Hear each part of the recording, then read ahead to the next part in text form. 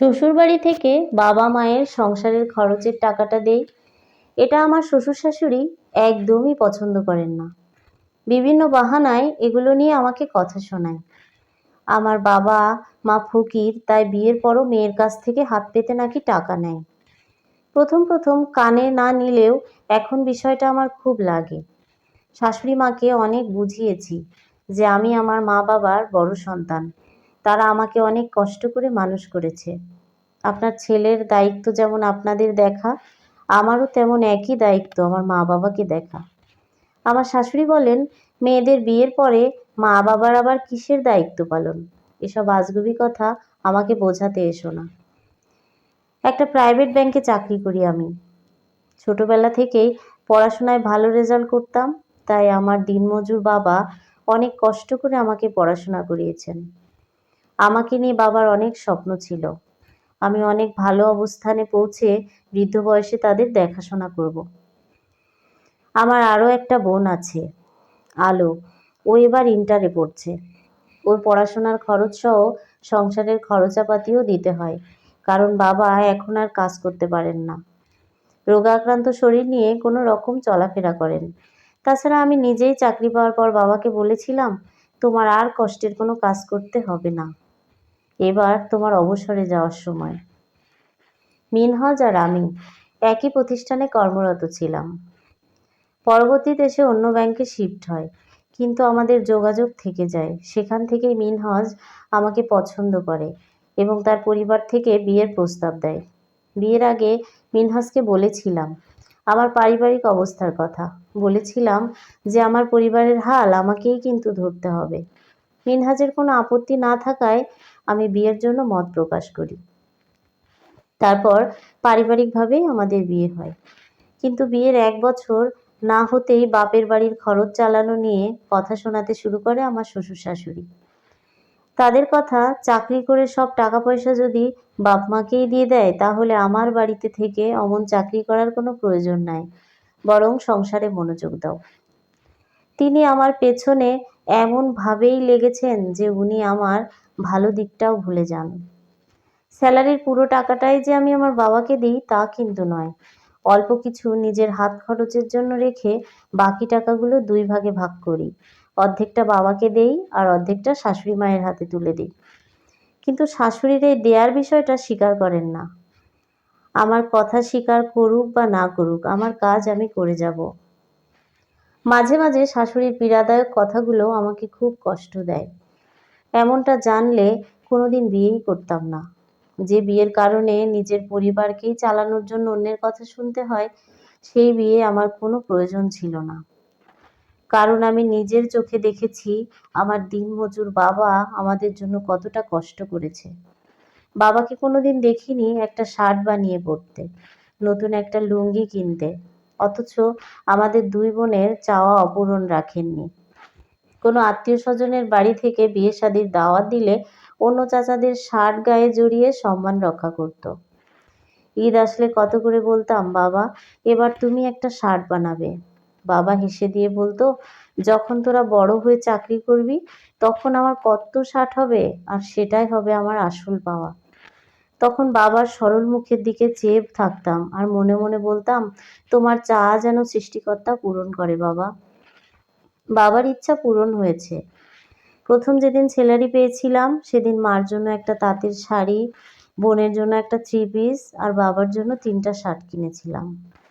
সেদিন আমার বাবার চোখে আনন্দের অশ্রু ঝরেছিল।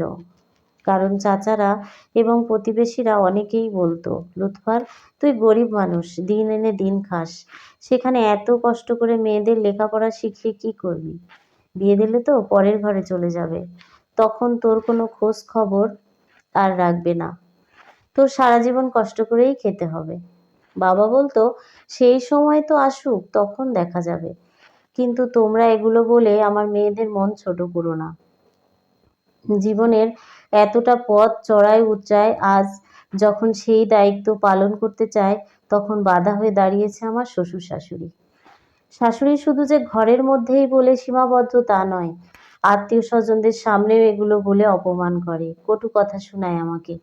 মনে হয় আমি যেন কত বড় অপরাধ করেছি। আমি কোনো জবাব দেই না। আমার তো কথার পিঠে কথা বলাই নিষেধ আছে। মিনহাজের কথা, আমার বাবা মা তোমাকে যত যাই বলুক, আমার সব সময় চুপ থাকতে হবে। আমি মেনে নিয়েছি তার কথা। এই 1 বছরে তাদের কোনো কথারই প্রতি উত্তর করিনি। নিয়মিত ভোর 5টায় উঠে সকালের নাস্তা তৈরি করে সবাইকে খেতে দেই। দুপুরে রান্না শেষ করি। দুজনের দুপুরের খাবার বক্সে ভরে রেডি করে তারপর অফিস যাই। তবুও ঘরের কোনো কাজে বিন্দুমাত্র ত্রুটি হলেই সব দোষ গিয়ে পড়ে আমার ওই চাকরির উপর। সঙ্গে তো থাকেই কিছু বদবাক্য, যা শুনলে মস্তিষ্কটাই অগোছালো হয়ে যায়। ইতিমধ্যেই ননদের বিয়ে ঠিক হয়েছে। আমাদের বাড়িতেও দাওয়াত দিয়ে এসেছে। কিন্তু আমি চাচ্ছিলাম না যে আমার পরিবারের কেউ এই বাড়িতে আসুক, কারণ এদের কিচ্ছা কখনোই মা বাবাকে বলিনি, তাই নিষেধও করতে পারছি না। তাহলে বাবার কাছে প্রশ্নবিদ্ধ হতে হবে। বিয়ের 1 দিন আগেই মা বাবা আর বোন এই বাড়িতে আসে। ননদের জন্য উপহার হিসেবে একটা সোনার আংটি এনেছে। বিয়ের দিন মা আংটিটা ননদকে পরিয়ে দিলেন। শাশুড়ি দেখছেন, কিছু বলেননি। মনে মনে খুশিই হলাম, যাক, শাশুড়ি মা মনে হয় স্বাভাবিকভাবে নিয়েছে। কিন্তু না, কনে বিদায়ের পর বাড়ি ভর্তি লোকের সামনে শাশুড়ি বলতে লাগলেন, বেয়াই সাহেব তো মাছের তেল দিয়েই মাছ ভেজে নিল। আমার ঘরের বউ চাকরি করে ওনাকে টাকা দেয়, আর সেই টাকা দিয়েই উনি আমার মেয়ের জন্য উপহার কিনে এনেছেন। নয়তো ওনার মতো মানুষের কি সোনার আংটি উপহার দেওয়ার যোগ্যতা আছে? আরও অনেক অনেক অপমানজনক কথাবার্তা বললেন। বাবা চুপ করে মাটির দিকে তাকিয়ে আছে। যখন দেখলাম মিনহাজ তার মাকে কিছুই বলল না, তখন আমি আর চুপ থাকতে পারলাম না। এই প্রথমবারের মতো আমার শাশুড়ির মুখের উপর বললাম, আমি কি শুধু আমার বাবাকেই টাকা দেই, আপনাকে দেই না? আমার বাবার কথাটাই কেন বারবার আপনি তুলে ধরেন? কই, আপনাকে আমি যে টাকাটা দিই সেটা তো একবারও মুখ ফুটে বলেন না। তাছাড়া আমার বাবা আমাকে কষ্ট করে মানুষ করেছে। আমার উপার্জনের সব কিছুই আমার বাবার পাওয়ার যোগ্যতা। আপনি কিন্তু নন। ওই মুহূর্তেই মিনহাজ এসে ঠাস করে আমার গালে একটা থাপ্পড় বসিয়ে দিল। কেন তার মায়ের মুখে মুখে তর্ক করলাম?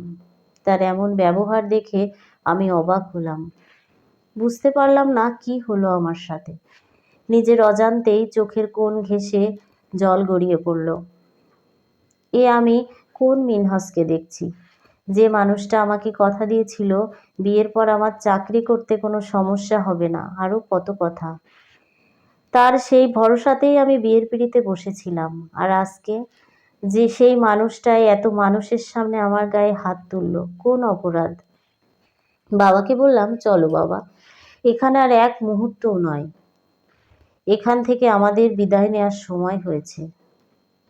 বাবা বললেন, তুই কোথায় যাবি মা? এটা তো তোর স্বামীর বাড়ি। তখন বাবাকে বললাম, কোনটাকে স্বামীর বাড়ি বলছো বাবা, যেখানে শত চেষ্টা করেও তাদের মনে জায়গা করে নিতে পারিনি? সেই স্বামীর বাড়ির কথা বলছো?